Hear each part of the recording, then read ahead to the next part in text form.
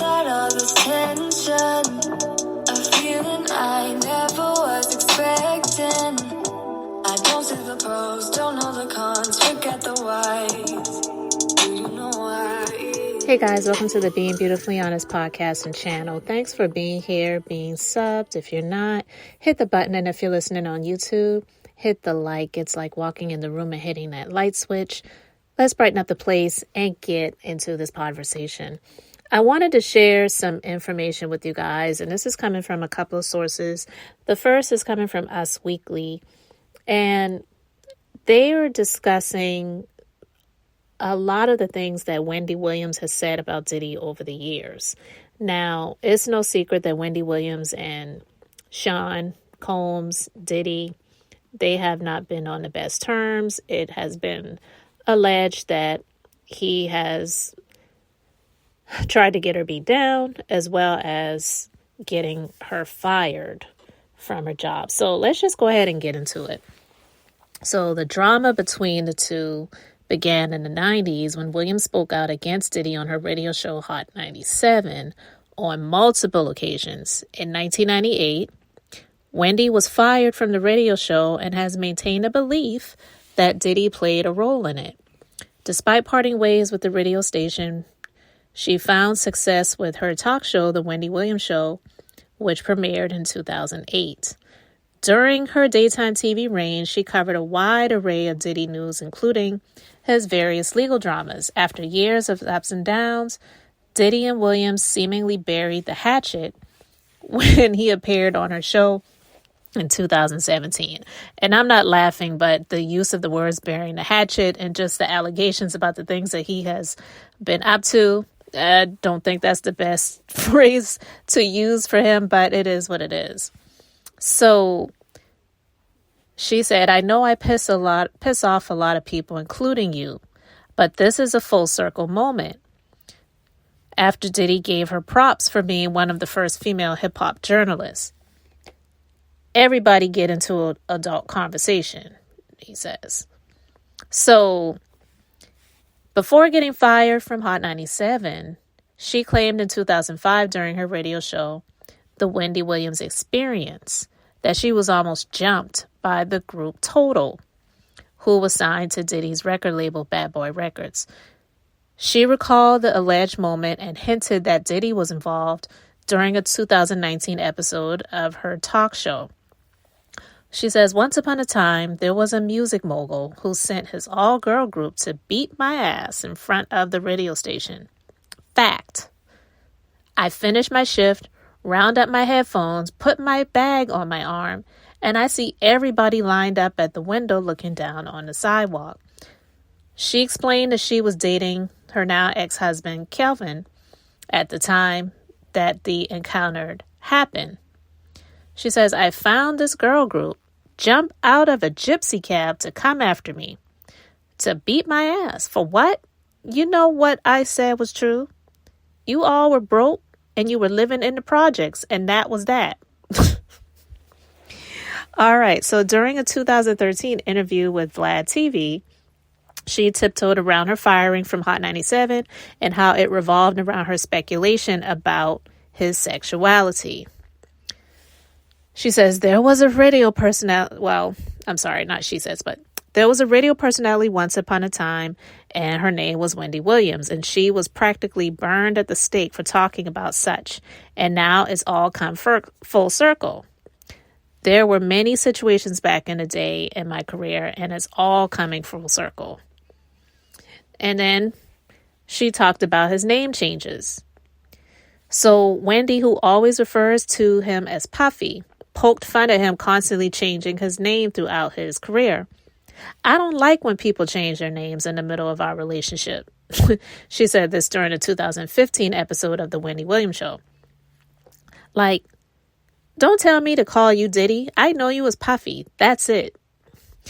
In her 2004 book, The Wendy Williams Experience, she wrote that she had a certain level of contempt for him because he, quote, single-handedly tried to ruin her career. She says, the hell he put me through, I will never forget, but I don't hate him.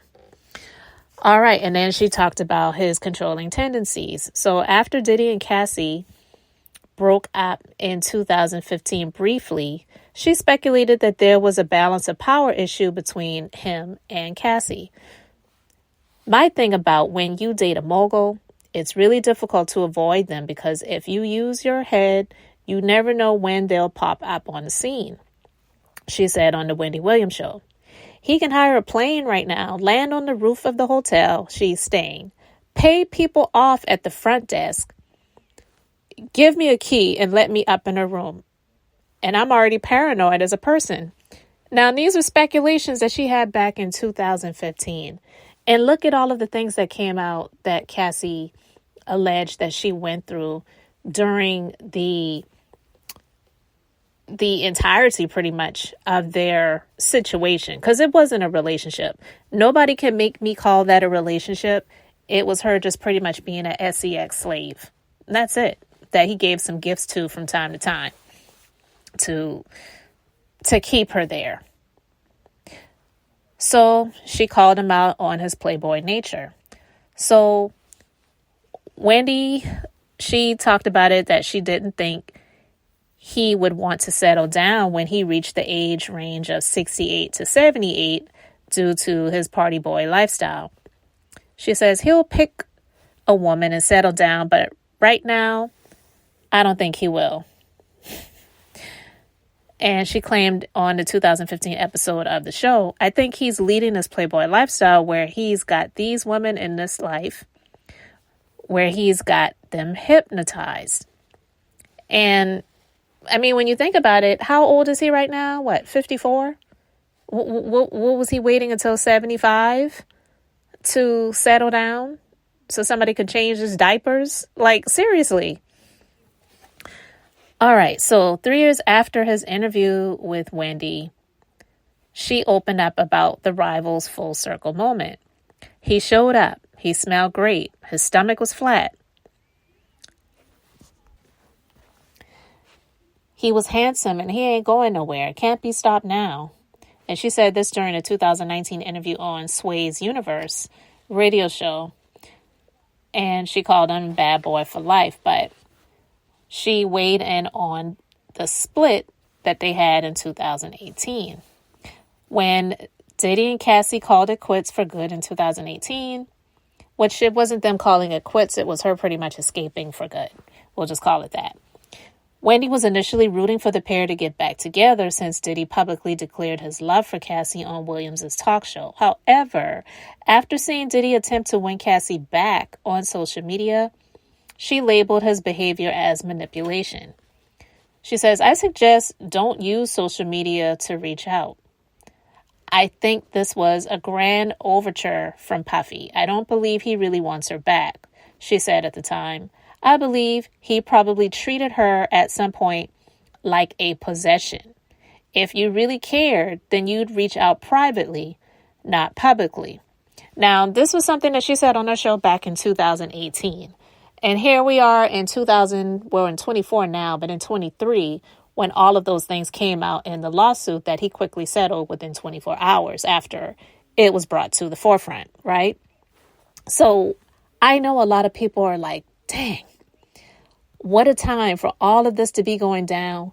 And Wendy's not in a position where she could talk about any of this with the people that followed her and were just really rooting for her to do well, whether even if it wasn't on a television talk show platform, but some type of podcast or something. But we know, what is, well, we don't know really, but from what we see, she's not in a position to talk about these things right now. But these are just some of the things that she talked about when it came to Diddy over the years in her career. So what a time for her to be missing out on this opportunity to really be not just talking about it, but also just really getting the opportunity to go in. Like, think of all the people like his former bodyguard. Who's the guy? Gene Deal. And his former artist, Mark Curry, and the other people that were affiliated with him in some way that are now out here making the rounds, talking about their experiences and talking about what's going on right now and making money off of it. I feel like this would be the perfect opportunity for her, if she were able to, of course, to capitalize off of the situation from the man that pretty much, like she said, put her through hell. You know what I mean? But now, let's talk about these NDAs. Now, a lawyer is calling these NDAs that he had terrifying and purposefully intimidating, and calling it a culture of silence. So a non-disclosure agreement crafted on behalf of Sean Combs, known as Diddy, is the newest clue illuminating a sordid world of alleged sex trafficking, abuse, and illegal drug use surrounding the music mogul. It's raised alarm bells for a lawyer who analyzed the document for the Miami Herald. NDAs are standard for artists and celebrities with major popularity and influence, attorney Gavin Tudor Elliott said. Now, I want to pause it there for a moment. NDAs or non-disclosure agreements, they're standard in business, period. So I think a lot of people get it wrong when they just think that NDAs are with people in the entertainment industry. But I do believe that a lot of people in the entertainment industry have given NDAs a bad name and a bad rap. Because even myself as a business owner, I have employees sign non-disclosure agreements. But it's regarding proprietary information with regards to my company and my business, and them not sharing information if they were to leave the company and go and work for another company that may do similar things to what we're doing. And even with those being signed, it doesn't prevent people from doing things. Now, it's up to you how you want to enforce it. And all that means is if you find out someone's violated the non-disclosure agreement, you could take them to court and say, they violated the non-disclosure agreement. But honestly, suing them, it doesn't mean that it gets anything back to you. And especially if you are the person that is in the power role, meaning you are the celebrity, you have all of the money, you going and suing this person, what, you get a paper judgment that you can't collect on? So what is even the point? So a lot of people like the Puffies of the world, they would use these, the Puffies and the R. Kellys, they would use these to intimidate people and to scare them to keep their mouths shut. Okay? But you're not supposed to use non-disclosure agreements in ways that if you're doing criminal things, people can't report it, because that's just not true. So continuing, normally they're viewed as tools to protect an artist's private life, but the scope and breadth of Diddy's NDA, Elliott added, is far beyond the norm. This agreement may be the broadest non-disclosure agreement that I have ever seen, said Elliott, who has done extensive corporate contract work, including NDAs for more than 20 years. The lack of clear definition as to who can and cannot be spoken about is terrifying. For Elliott, the agreement may have been drafted to create a culture of silence rather than to offer a simple barrier between Diddy and the public. Okay, in a lawsuit filed last month, music producer Rodney Lil Rod Jones accused Diddy of being the leader of a criminal enterprise that could qualify as a widespread and dangerous criminal sex trafficking organization. A copy of the NDA was included in an updated complaint filed Wednesday. The NDA was presented to people who were at a Hollywood recording studio when a shooting occurred on September 12, 2022, Jones alleged. Some signed it. He did not. In the 98-page filing, Jones states that the friend of Diddy's son, Justin Combs, was shot during a heated conversation with Diddy and Justin. According to Jones, there was a massive cover-up after the shooting.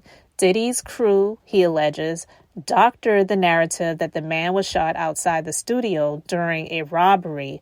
Police have yet to release any reports related to the shooting. Jones, however, states that Diddy and his son took the unnamed man into a nearby restroom shortly before gunshots rang out. My God. When the door finally opened, the man was on the floor in the fetal position, bleeding from his torso. And I'm just picturing this. This man, this monster, was just out here wilding out, Jones rushed to the aid of Justin's friend and took him to an ambulance, according to the lawsuit. Since the shooting, he has mysteriously vanished. The producer's lawsuit isn't the only time similar allegations have emerged in recent months. Diddy was accused of sexual assault in several other lawsuits filed by women. The first involved R&B singer Cassie, which we know about.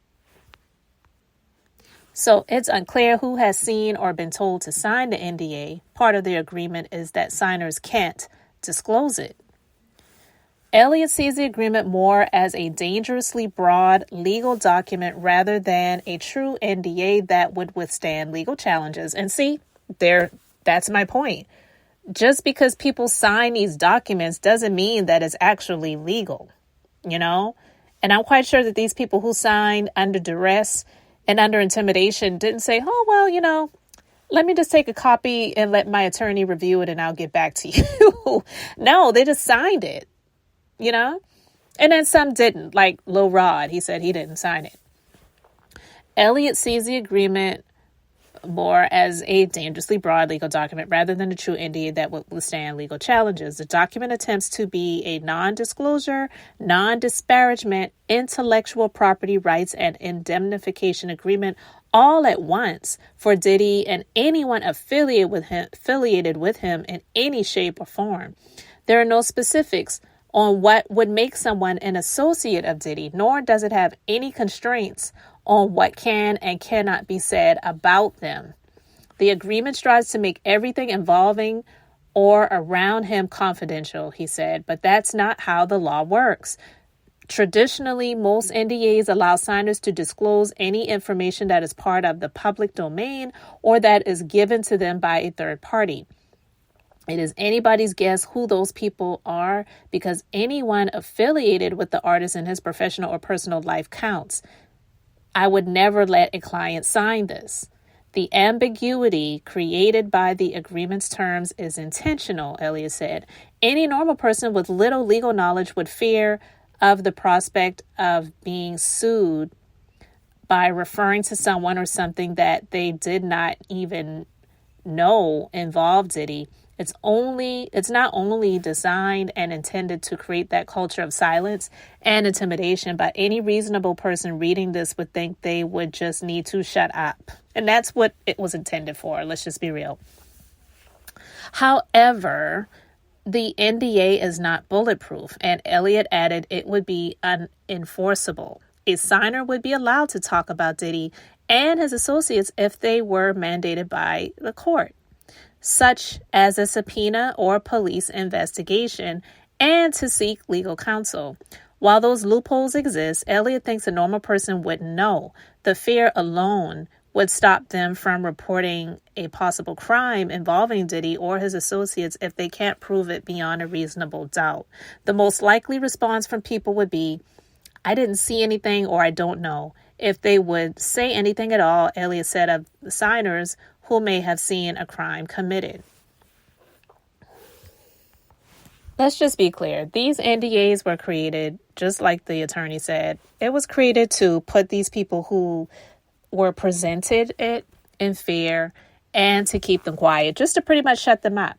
And you don't know what you don't know, but a lot of these people that have signed these NDAs, especially attached with these celebrities that are doing all kinds of wild and crazy and even illegal stuff, they're having these people sign these things out of fear and under duress. And it's just not something for business. It's because they want to just be able to do whatever they want to do, to live however they want to live. Nothing is really professional, really. And you just want to create this culture of quiet so that people don't talk about you, and even more so talk about you to people that it really matters, like the courts and the law, the police, and whatever, like Rodney Jones decided to come forward and do, So I wanted to talk about this because I have felt like this for a while now, even years ago, back when people started slowly coming out saying things about R. Kelly and exposing stuff. And some people were like, well, I couldn't say anything because I had signed an NDA. And it's like, that there are loopholes to that, and the NDA that you sign probably isn't even legal. But again, those were just my thoughts, and a lot of it turned out to be what I, thought it was. It was just to create a culture of quiet, to just keep people with their mouths closed and to not be out there talking about people. But eventually, what's done in the dark, it comes to the light. So you can only hide these things for so long. So I just wanted to share this with you guys. You can let me know your thoughts in the comment section. Thanks for being here, liking, and subscribing. I'm Beth, just being beautifully honest. So until next time, I wanted to keep it brief, beautiful, and now I'm going to say bye. If we maybe